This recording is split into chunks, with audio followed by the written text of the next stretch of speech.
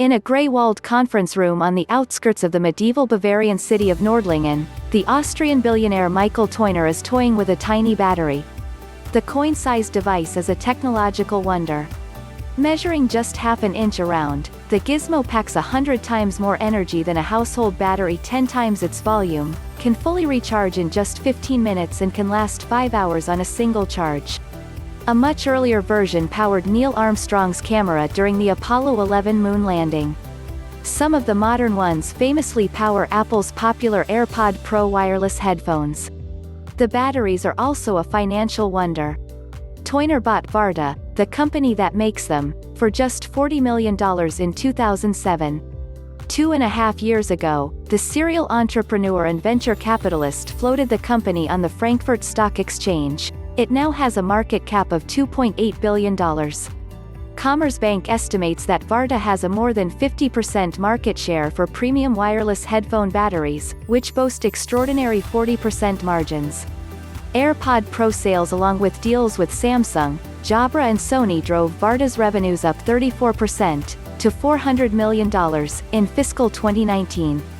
Tojner's 56% stake plus his investment success, the Austrian press calls him Mr. 300%, have landed the 54-year-old father of 6 on the Forbes Billionaires list for the first time.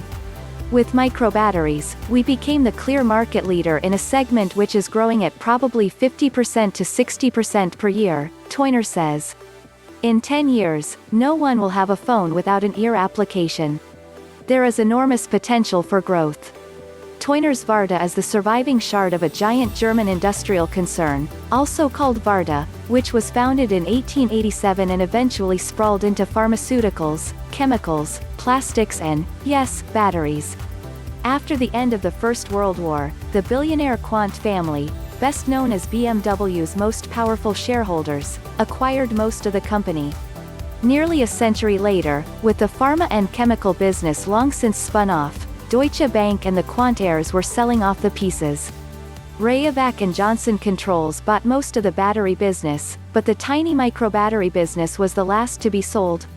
I was the only bidder left for Varta because nobody dared to buy Varta, Tojner says. They sold me a company with negative cash flow.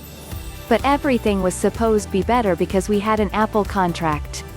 After 1 year, one small battery exploded. We lost the Apple contract.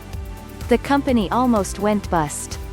The bank was nervous, and I was in the restructuring department because we couldn't pay our interest.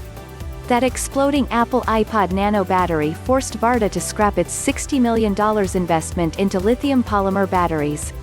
Tojner and Varta CEO Herbert Schein doubled down on coin-style lithium-ion batteries, automating production to fend off low labor cost Asian competitors and spending on research to significantly boost power.